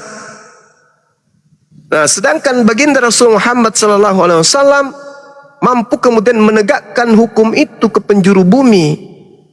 Nubuatannya itu sangat jelas di dalam kitabnya orang Yahudi. Bahkan di kitabnya orang Kristen juga ada. Kisah para pewarta 3 nomor 22 sampai nomor 23. Bukankah di dalam kitab Taurat dikatakan Tuhan akan mengutus seorang nabi yang sama seperti Musa, dan akan terjadi siapapun dari umat kita yang tidak mendengarkan nabi itu akan dimatikan, akan dibinasakan, akan dibunuh. Nah, Nabi yang sama seperti Musa, ketika dia berbicara hukum Tuhan dan ada yang menentangnya, maka yang menentangnya itu akan diratakan dengan tanah. Apakah itu bisa dijadikan bahwa itu adalah Yesus? Tidak. Yesus justru yang diratakan dengan tanah. Sedangkan baginda Rasulullah SAW, siapapun yang menentang la ilaha illallah Muhammad Rasulullah, menentang ya, maksudnya melakukan serangan kepada Islam, maka Rasulullah ratakan dengan tanah. Itu berarti Nabi yang sama seperti Nabi Musa itu adalah baginda Rasulullah Muhammad sallallahu alaihi wasallam. Anda sakit mendengarkan ini, Anda merasa meradang, ginjal Anda bergoyang, jantung Anda berdetak kencang, telinga Anda merah, tangan Anda gemetaran, napas Anda tersengat-sengat, naik sini, kita bahas. Itu ciri-ciri apa, Gurunda? Ciri-ciri emosi kanak-kanak, kerasukan roh halus. Tangannya bergetar. Tangan bergetar. Hidung kembang kempis hidungnya. Gurunda, emang jadi- ada pedang lain selain pedang yang sesungguhnya yang ditegakkan? Ya mungkin mereka yang sering pedang-pedangan barangkali. Ya, oke Gurunda, silakan Gurunda. Atau gimana Gurunda Zuma menanggapinya? Ya, tadi ada pengakuan lucu tuh, pengikut Kristus. Kalau yang dikatakan pengikut itu biasanya mengikuti tokohnya kan gitu ya. Apa yang dicintai, apa yang disukai, apa yang digemari, apa yang dilakukan, diucapkan oleh tokoh yang kita ikutin, itu yang kita lakukan. Tapi yang saya lihat Bang, maaf ini, yang saya temukan di Kristen itu justru semuanya anti terhadap Yesus. Yesus yang datang ke Bani Israel ini. Cenderungnya justru semua perilaku keagamaan yang dilakukan oleh manusia yang mengaku pengikut Yesus justru bertentangan dengan Yesus. Itu Bang. Jadi kalau saudara mengatakan pengikut Kristus itu lucu kurasa. Geli bagi saya yang paham Bible ini. Kalau ada orang Kristen mengatakan aku pengikut Kristus. Hah? Masa sih? Gak ada tanda-tanda pengikut Kristus, gak ada. Malah tanda-tanda yang muncul di Kristen itu adalah pengusiran Yesus terhadap orang yang mengaku sebagai pengikut Yesus. Seperti itu Bang. Maaf nih kalau terlalu ini, tapi itu fakta yang saya lihat. Contoh misalnya, dalam kehidupan keagamaan saudara, bertuhan kepada anak Maria bernama Yesus. Yesus ketika dia hidup bertuhan kepada Elohim. Itu sudah patah, itu udah gagal. Pengakuan sepihak itu yang Anda katakan pengikut Yesus itu udah sepihak itu namanya. Makanya Yesus mengatakan waspadalah kepada penyesat yang ngaku-ngaku sebagai domba, maksudnya ngaku-ngaku sebagai pengikut, tapi mereka itu adalah serigala yang buas. Tapi saya tidak tahu apakah ini abang termasuk serigala jinak atau memang serigala yang buas gitu Bang. Silakan. Bagaimana kami dapat percaya kepada Tuhan sebagaimana tadi singgung tadi, berdoa kepada Bapa. Tadi saya mau luruskan dulu, dia di sana bukan berdoa kepada Allah tapi kepada Bapa. Tidak ada disebutkan dia berdoa kepada Allah, tapi berdoa kepada Bapa. Jadi dalam konteks teologis Alkitabiah, Allah itu bukanlah nama, tapi gelar. Dan itu harus digarisbawahi untuk masuk ke ranah ketuhanan atau keallahan itu. Itu kesalahannya. Jadi dia berdoa kepada Bapa. Nah, jadi dalam Matius 28 ayat 19, Yesus menyetarakan dirinya dengan menyebutkan nama Bapa, Anak dan Roh Kudus. Dalam penjelasan secara eksplisit, Bapa, Anak dan Roh Kudus itu di dalam hal anak ada banyak ayat yang menjelaskan bahwa Yesus itu adalah anak Allah itu, anak manusia dalam sebutannya. Jadi karena Yesus menyebutkan dan menyatakan dirinya dalam kealahan itu, gelar itu, Maha Pencipta, Bapa Maha Pencipta, Anak Maha Pencipta, Roh Kudus Maha Pencipta. Ada keterlibatan ketiganya, sehingga di dalam pemahaman mungkin teman ya seberang menyatakan Tuhan itu tiga, tapi dalam konsep pemahaman Kristen yang didapatkan dari Alkitabiah itu, kami memahami bahwa Allah itu Esa, ya. Jadi ketika kami menyebut Tuhan, di sana sudah kami sebutkan itu ketiga pribadi itu, Bapa, Anak, dan Roh Kudus. Jadi ketika Anda coba membuat bentrok, Bapa adalah Allah, Yesus berarti bukan Allah. Nah, ini sudah kalimat-kalimat yang biasa kita dengarkan. Tapi ya itu terserah saja. Jadi Yohanes 1 ayat 1 sampai 17, Yohanes 13 ayat 13, kemudian Matius 28 ayat 19, itu sangat cukup jelas menyampaikan tentang tiga pribadi itu. Gitu Bang. Oke, baik. Jadi inilah kalau misalnya kita memahami perbedaan itu dari dari beberapa sudut pandang yang harusnya, tapi kita hanya menilainya dari satu sudut pandang saja. Jelas-jelas di dalam Lukas 6 nomor 12 di situ dituliskan, pada waktu itu pergilah Yesus ke bukit untuk berdoa dan semalam-malaman ia berdoa kepada Allah. Itu tertulis Allah di situ, bukan tertulis Bapa. Jadi narasi yang Anda bangun itu bukan saya membentrokkan, tetapi Anda yang membentrokkan iman Anda dengan kitab Anda sendiri.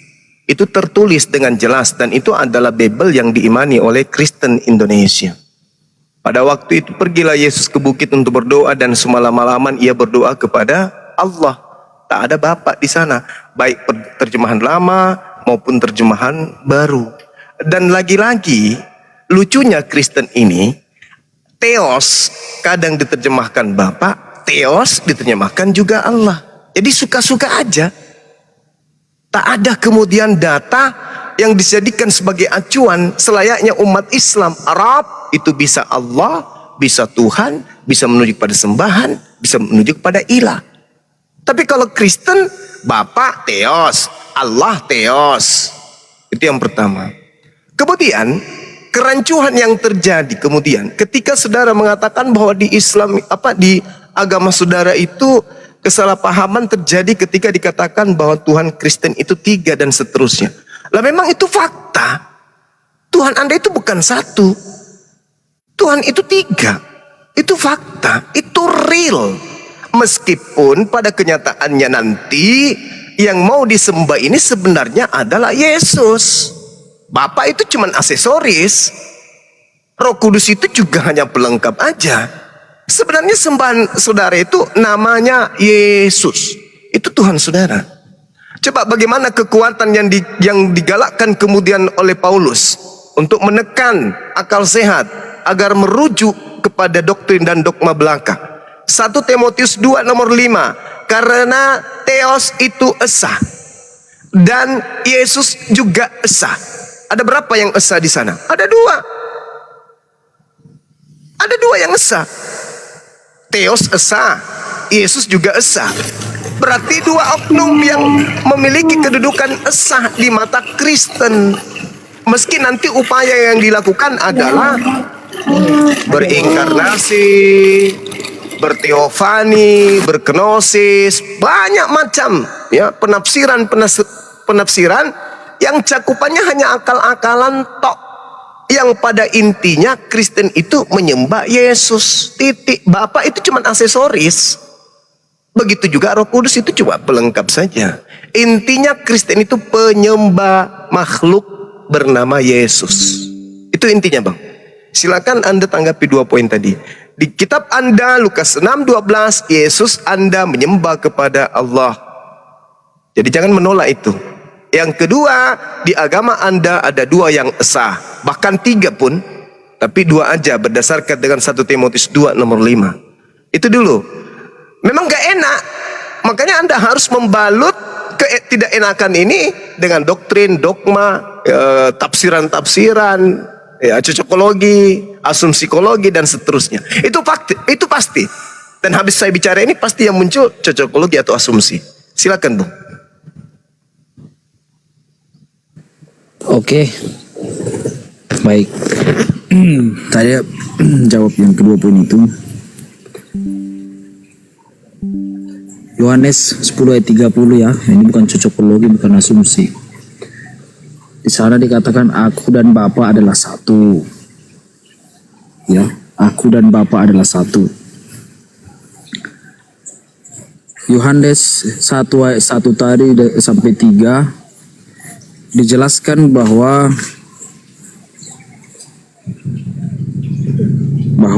firman itu adalah Allah, dan firman itu yang adalah Allah menjelma menjadi manusia. Jadi Allah yang menjelma manusia, bukan manusia menjadi Allah. Itu garis bawahi. Kemudian dalam konteks teologisnya, kata Allah di sana, saya ulangi lagi, itu bermakna gelar atau jamak ya. Jadi itu sama dengan Maha Pencipta. Pada mulanya adalah firman, firman itu adalah Maha Pencipta. Firman itu adalah pencipta. Ya. Bapa adalah Maha Pencipta, Anak adalah Maha Pencipta, dan Roh Kudus adalah Maha Pencipta. Bapa adalah Esa terpisah, Anak juga terpisah, dan Roh Kudus juga terpisah pribadinya. Bapa memiliki hidupnya sendiri, Anak juga memiliki hidupnya sendiri, Roh Kudus juga memiliki sendiri. Tetapi ketiganya adalah satu. Jadi kemudian masuk kepada hal berdua tadi. Ketika disebutkan berdua kepada Allah secara terjemahan di dalam bahasa Indonesia, kita kembali ke konteks teologisnya. Ketika disebutkan Allah di sana, ia berdoa kepada Allah dan Roh Kudus, di mana Yesus dalam segi kemanusiaannya. Jadi pribadi itu berbeda. Jadi Yesus bukan berdoa kepada dirinya sendiri, tapi dia berdoa kepada Bapa dan Roh Kudus, di mana Yesus sebagai manusia memberikan contoh karena dia juga adalah disebutkan teladan, ya, sehingga ayat itu dituliskan. Mengapa ayat itu dituliskan? Adalah untuk memberikan teladan kepada umatnya, pengikutnya, bahwa Sang Tuhan sendiri memberikan contoh teladan kepada pengikutnya harus berdoa.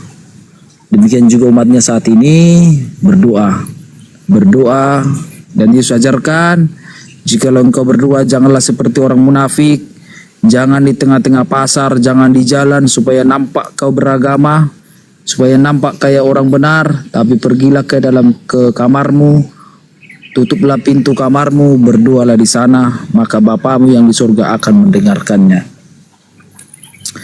Jadi itu dia. Lalu yang kedua sudah saya jawab tadi tentang Esa itu. Jadi Esa dalam konteks teologis Alkitab bukanlah satu yang bisa diukur, karena satu itu bermakna yang bisa diukur, sementara Esa bermakna bisa juga tunggal, tapi bukan yang bisa tunggal, tapi merupakan satu kesatuan. Mereka adalah tiga yang adalah satu kesatuan. Ya, itu yang boleh saya sampaikan Pak perihal ini dari bukti-bukti atau data yang bisa saya ucapkan saat ini. Makasih Bang. Oke, baik. Jadi kalau Anda mengatakan Esa itu bukan seperti yang Anda artikan, saya katakan gini, apapun itu, Anda sudah memberikan pengertian bahwasanya Tuhan Bapa berdiri sendiri, Yesus berdiri sendiri, Roh Kudus berdiri sendiri. Lantas Anda mengatakan bahwa mereka adalah satu, berdiri sendiri, mereka satu. Ini konsep dewa, bukan konsep Elohim, bukan konsep pencipta alam semesta. Pencipta alam semesta itu tetap aja sebagai pencipta. Menciptakan kemudian alam semesta melibatkan makhluknya. Dan makhluknya ini tidak masuk ke dalam ranah ketuhanan. Tidak ada itu. Tapi yang jadi permasalahan di sini adalah ketika saudara mengatakan di Kristen Tuhan menjadi manusia itu tak ada. Yang betul adalah di dalam ajaran para nabi, Tuhan yang diperkenalkan para nabi itu tidak akan pernah menjadi makhluk. Tidak mungkin jadi makhluk Tuhan itu. Tidak mungkin. Tapi kalau dalam agama Kristen, Tuhan atau dewa mereka bisa jadi makhluk. Jadi yang Anda maksud Tuhan di sini sebenarnya bukan Tuhan. Yang Anda maksud Tuhan di sini adalah dewa. Kalau Tuhannya orang Yahudi, Tuhan yang disembah oleh nabi-nabi, termasuk yang disembah oleh Yesus, mustahil jadi orang. Bahkan pengakuan Yesus sendiri di dalam Yohanes 8:42, aku datang menjadi manusia bukan atas kehendakku sendiri. Berarti dia bukanlah Elohim yang datang menjadi manusia, bukan. Tapi hal ini kemudian berubah secara frontal ketika Paulus mengambil posisi sebagai bapa di sana. Nah, maka ketika Anda mengatakan bahwa Tuhan bukan menjadi manusia, itu salah. Tetapi yang benar itu adalah benar menurut saudara, tetapi bukan manusia menjadi Tuhan, itulah salah. Tapi saya katakan sesuai dengan data bahwasanya Filipi 2 nomor 6 sampai 8 itu adalah dewa yang menjadi manusia. Saya ulang lagi.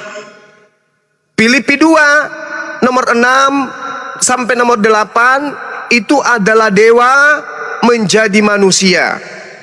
Roma 14 nomor 9, Roma 10 nomor 10, nomor 9, nomor 10 dan seterusnya itu manusia menjadi dewa. Jadi konsep kekristenan itu adalah dewa menjadi manusia. Setelah menyelesaikan tugasnya di bumi, sang manusia kembali menjadi dewa. Itu ajaran siapa? Ajaran Kristen, bermula dari Katolik. Bagaimana dengan Yesus? Jangan pernah bilang itu ajaran Yesus, tidak. Yesus datang ke bumi sebagai manusia, terangkat dari bumi jadi sebagai manusia. Sampai kapanpun tetaplah manusia. Tidak pernah berubah menjadi apapun Yesus itu. Tetap manusia. Dia tidak pernah berubah menjadi makhluk lain. Gak pernah. Kalau jadi Tuhan itu mustahil. Tidak mungkin. Anak Maria tidak mungkin jadi Tuhan. Jadi makhluk lain aja kemungkinannya. Tapi itu mustahil.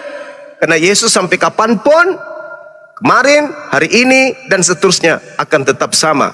Yohanes 18, Ibrani 13:8 atau Ibrani 18:3. Itu tidak pernah berubah Yesus itu.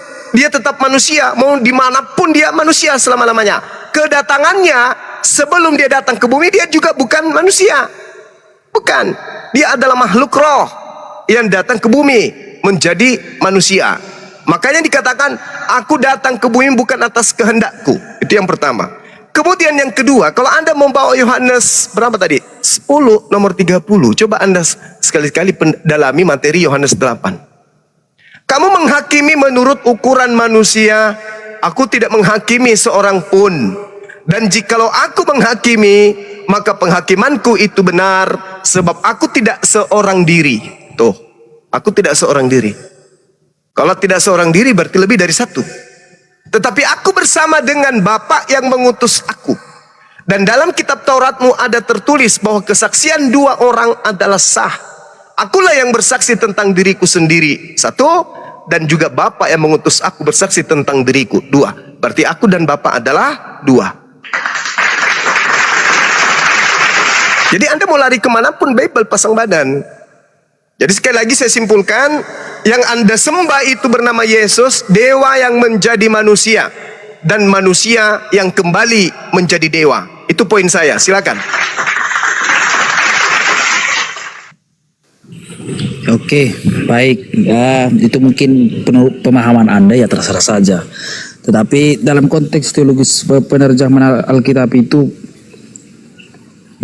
yang membuat berbeda teologis. Ada, kalau tidak tahu teologis saya tidak tahu lagi. Jadi konteks teologisnya adalah berdasarkan penekanan. Contoh, dikatakan di situ kurios itu adalah hidup. Kalau kurios dalam terjemahan bahasa Indonesia Google Translate itu kan Tuhan.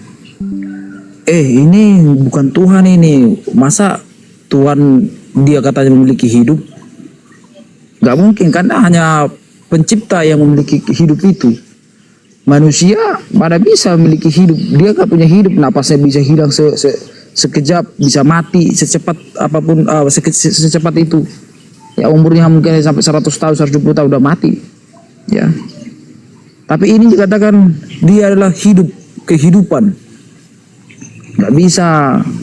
Ada masuklah namanya konteks teologisnya, karena ini bukanlah hanya sebagai Tuhan, tapi di atas itu, karena berdasarkan beberapa ciri-ciri ini, dibuatlah cocoknya. Kalau di dalam terjemahan bahasa Indonesia, apa pencipta itu di atas Tuhan. Kemudian ketika Anda tadi sebutkan bahwa ada yang lain, pribadi yang lain, di sini sebenarnya Anda sudah tahu bahwa Yesus itu menyetarakan dirinya dengan Bapa. Karena Anda akui tadi ada pribadi yang lain, bukan hanya Yesus. Harusnya Bang Juma itu berpikir, oh iya ya, mengapa Yesus menyetarakan dirinya sama dengan Bapa itu, sementara dia ciptaan? Apakah ciptaan bisa menyetarakan diri dengan kemahakuasaan atau kuasa Allah itu? Nggak bisa. Bahkan ya yang di sebelah pun bagaimanapun mulianya tidak bisa setara dengan pencipta. Contoh Yohanes 17 ayat 1.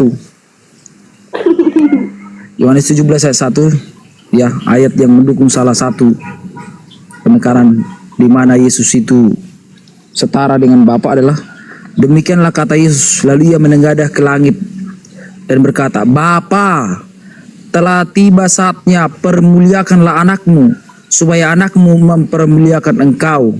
Coba, ini kayaknya ada sebab, ya kan, harusnya sebagai keciptaan itu nggak ada alasan kita harus memuliakan Allah, kita harus mempermuliakan Allah itu. Tapi Yesus berkata, permuliakanlah anakmu, diperintah. Coba, jika Yesus hanya seorang ciptaan, dia tidak bisa memerintah atau tidak bisa mengatakan begitu. Ya, jadi disitulah Yesus menyatarakan dirinya adalah Allah itu tadi. Seperti Bang Juma katakan, ada pribadi yang lain. Ya itulah yang kami iman dan itulah yang percaya Alkitab. Kalau abang katakan bukan Kristen, sekarang pertanyaan saya, di mana di Alkitab dikatakan Yesus, tertulis Yesus bukan Tuhan? Terima kasih Bang. Oke. Baik. Yang pertama, ketika saudara mengatakan bahwasanya Yesus mengaku satu, artinya Yesus menyetarakan dirinya dengan Tuhan. Itu muncul di benak saudara karena Anda Kristen. Tapi Yesus ini Bani Israel, orang yang intim, orang yang taat, orang yang kasih kepada Tuhan. Mereka bersatu dengan Tuhan. Jadi karena Anda Kristen, Anda memaknai ucapan Yesus itu, oh Yesus ini sudah menyetarakan dirinya. Itu yang pertama. Yang kedua, memang ada kekuatan di Kristen ini yang mendukung Kristen mendudukkan anak Maria ini menjadi Tuhan. Itulah yang disebut Helal bin Zakar. Itulah yang disebut bintang timur. yang membisikkan dalam jiwa-jiwa Kristen untuk mensabotase Tuhan pencipta alam semesta dengan mendudukkan kandidat Kristen, yaitu Yesus. Itu dulu. Kemudian yang kedua, nih tak kasih. Di dalam kitabnya orang Yahudi, Yosua 1:5, Yosua 1:9, Kejadian 39, Kejadian 31, Ulangan 31 dan bla bla bla dan seterusnya.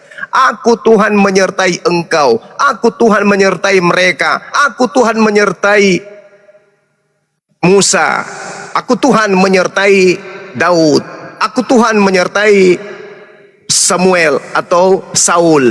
Berarti Saul atau Musa satu dengan Elohim.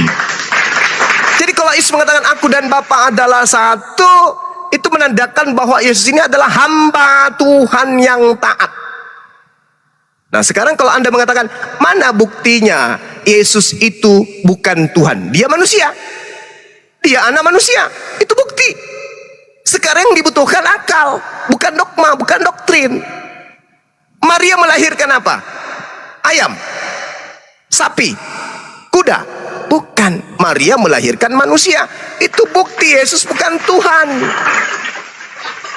Tuhan apakah manusia? Bukan. Bahkan dalam Yesaya 43 nomor 10, engkaulah saksi-saksiku, tidak ada Tuhan yang dibentuk, yang dijadikan sebelum aku, dan tidak ada Tuhan yang dibentuk, yang dijadikan setelahku. Tapi itu Kristen tidak mau pakai. Kristen beda kelas. Kristen akan menggunakan Filipi 2 nomor 6 sampai 8. Apa itu? Dewa menjadi manusia.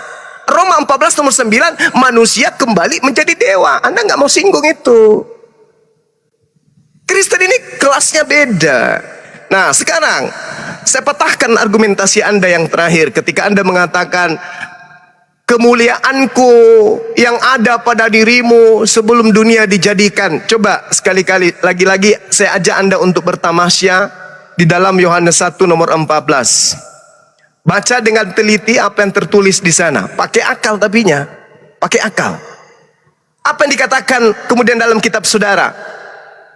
Firman itu, logos itu, ucapan itu, kehendak itu telah menjadi daging dan diam di antara kita, dan kita telah melihat kemuliaannya, yaitu kemuliaan yang diberikan Bapa kepada dirinya.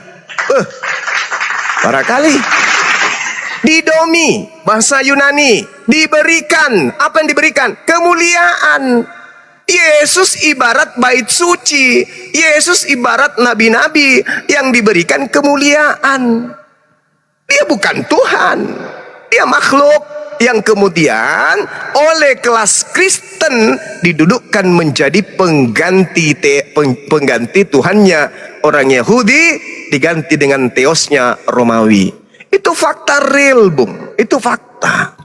Jadi kalau Anda menaikkan derajat Yesus yang hanya adalah utusan, yang mana dia hanya ingin dipercayai sebagai utusan, Anda melantiknya setara dengan Tuhan, itu karena Anda Kristen. Siapa Kristen ini?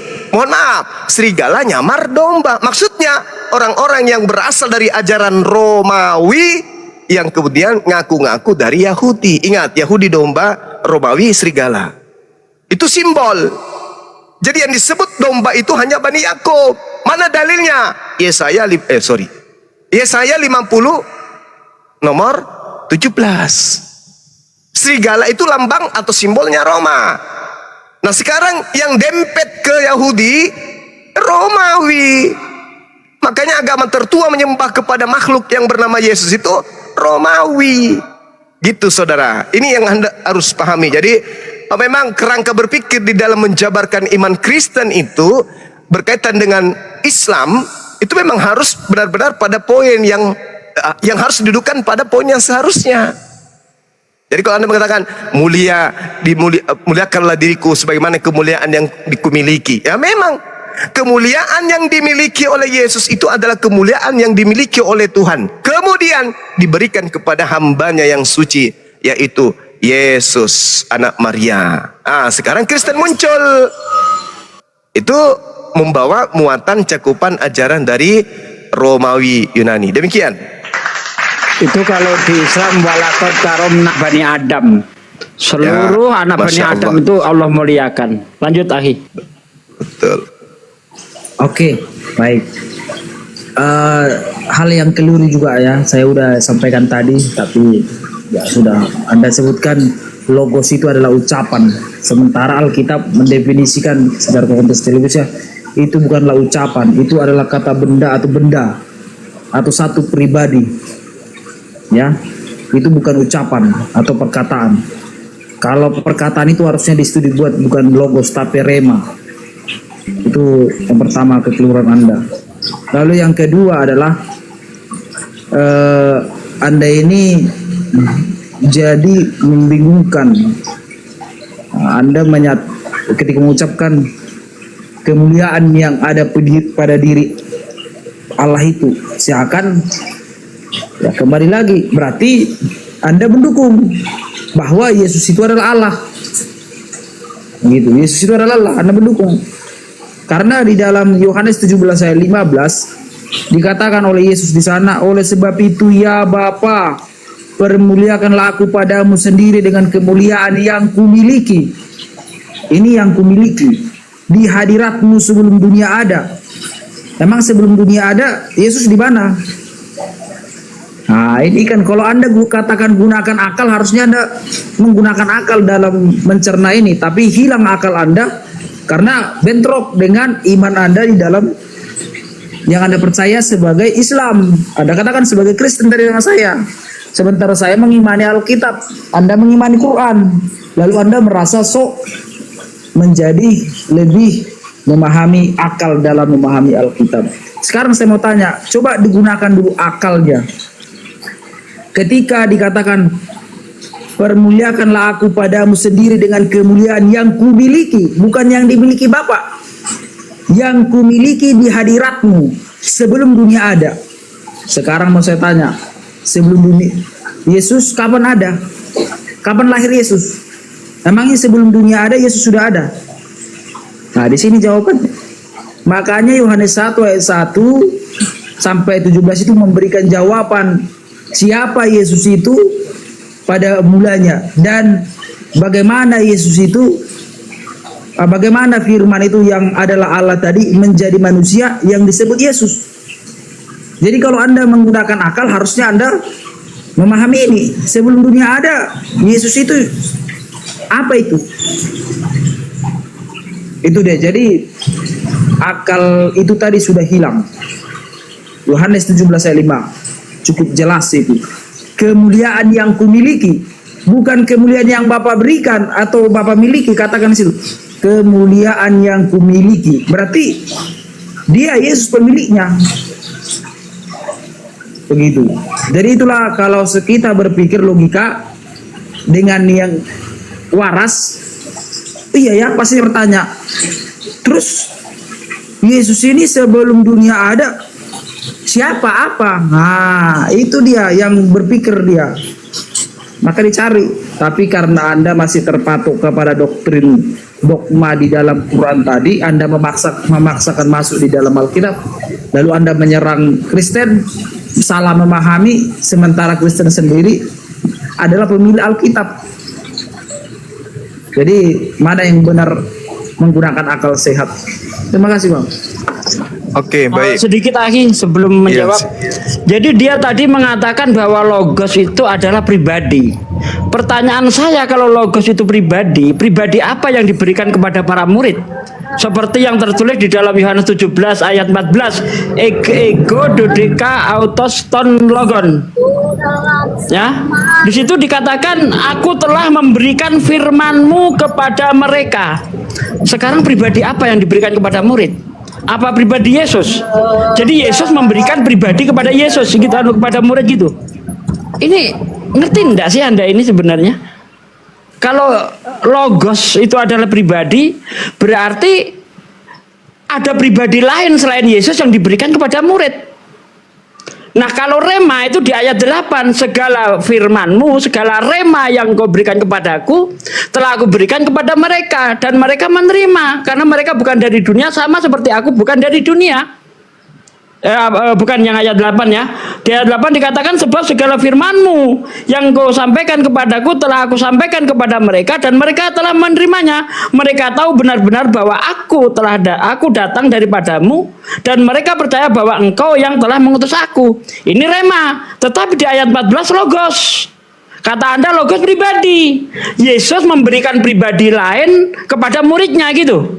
Pribadi apa itu yang diberikan kalau memang itu logos? Silakan Aki Jumadi lanjut. Iya. Jadi menggelikan ya ketika kemudian Yesus di dalam Yohanes yang Anda bacakan tadi kemuliaan, lantas Anda ingin membawa kerana akal. Ya inilah Kristen, ada lucu-lucunya memang. Keluaran 24 nomor 16. Kemuliaan Tuhan diam di atas gunung Sinai. Anda ingin mengatakan bahwa gunung Sinai ini itu Tuhan, gitu. Anda mau menyembah gunung. Yesus mengatakan kemuliaan yang kumiliki. Kenapa Yesus memiliki kemuliaan? Karena diberikan. Siapa yang memberikan kemuliaan? Tuhan. Kemuliaan Tuhan itu sejak kapan ada? Sejak Tuhan itu ada. Jadi kemuliaan yang ada pada diri Tuhan diberikan kepada Yesus sehingga Yesus naik level. Yang tadinya manusia biasa naik level menjadi nabi, rasul. Sudah jelas sekali kok. Yohanes 1 nomor 14. Kemuliaan yang diberikan. Diberikan dari kemuliaan siapa? Dari kemuliaan Tuhan. Tuhan memiliki kemuliaan. Kemuliaan Tuhan itu bersama dengan Tuhan. Nah kalau Anda memaknai kemuliaan Tuhan yang ada pada diri Yesus sehingga Yesus Tuhan, oh Tuhan kan juga itu gunung Sinai. Itu yang pertama. Yang kedua, berbicara mengenai logos, Bung, Anda baca Kisah Para Pewarta 1 nomor 1. Hai Theophilus, dalam logos yang pertama, aku menulis tentang segala sesuatu yang dikerjakan dan diajarkan Yesus. Original teks kitab Anda itu mengatakan di situ logos. Dia eso Theophilo. So protomo logos egrapsa. Dia ola osa okane kai deksate eosos. Maksudnya bukan cuman Yesus yang disebut logos. Buku Lukas juga logos. Kalau Yesus yang logos adalah Tuhan, maka buku Lukas yang dikarang oleh Lukas juga Tuhan dong. Entah. Jadi pemahaman saudara itu masih minim, jauh, masih jauh. Belum pantas sebenarnya untuk berdebat, berdiskusi.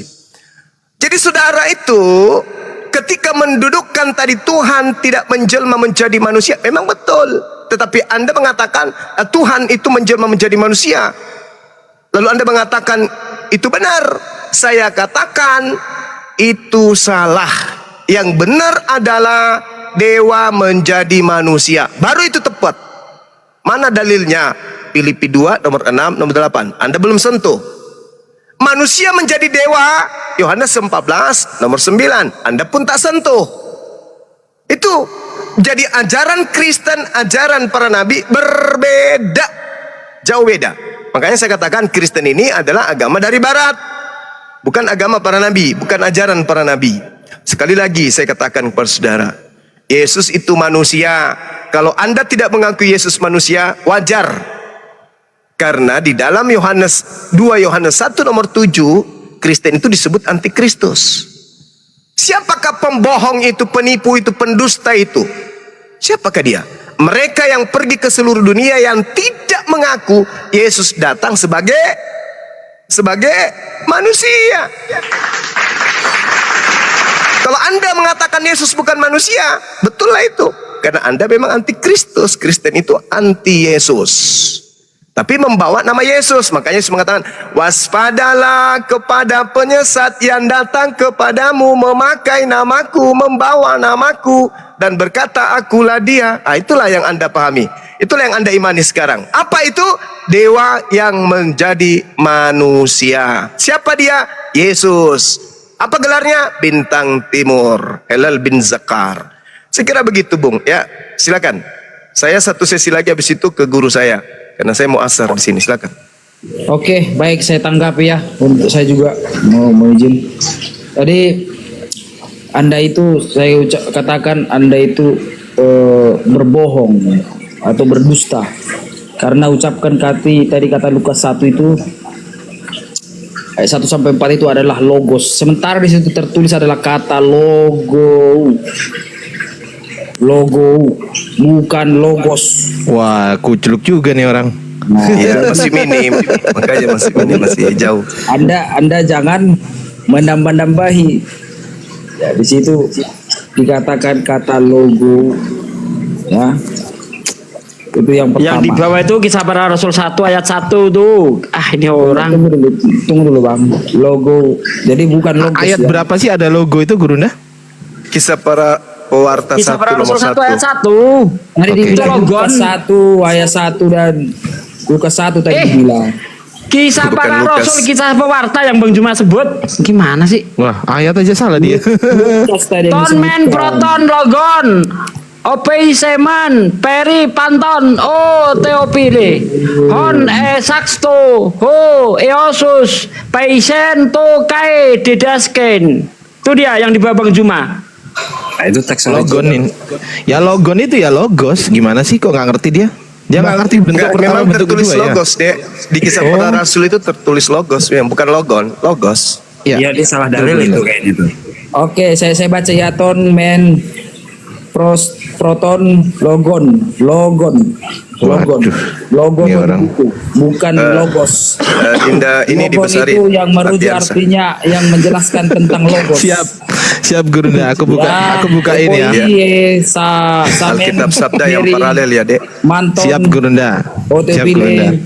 en ergato pro Yesus, Kisah Para Rasul. poiente kai didaskein. Ya, jadi Yesus itu di sana Yesus. Jadi di situ menggunakan kata logon. Artinya logon itu yang menyatakan tentang logos. Bukan logos. Bukuku di situ bukan disebutkan logos tapi logon. Nah, itu saya bilang tadi Anda berdusta. Anda coba mempelintir. Itu berbeda. Itu jawaban saya untuk itu. Dibesarin, Kemudian Diansa bisa buka kamera enggak? Bisa Ya. Gurunda. Host Iya, dibesarin, bisa, host. Gurunda.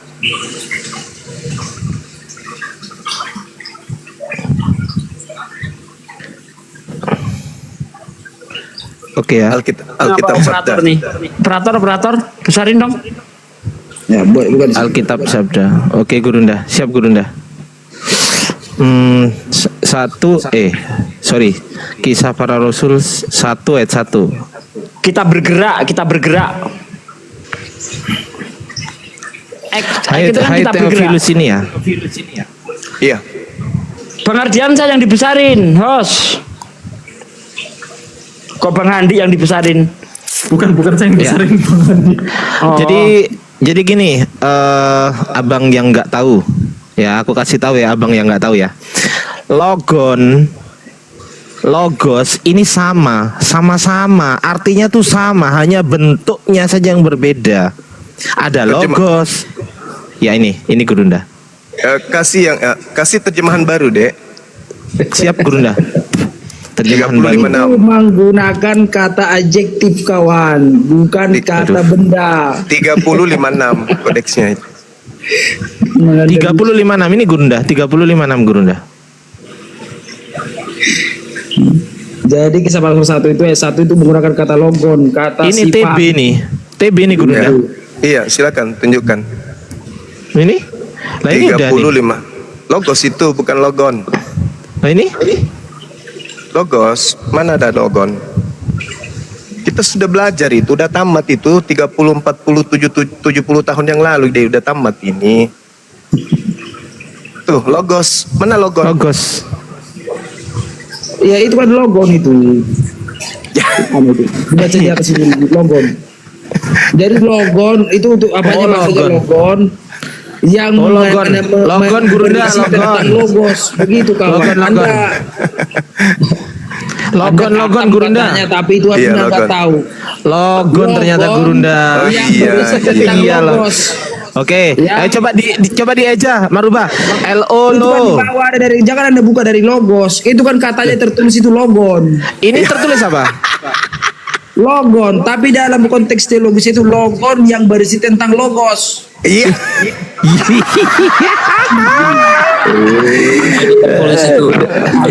Aduh kacau nih.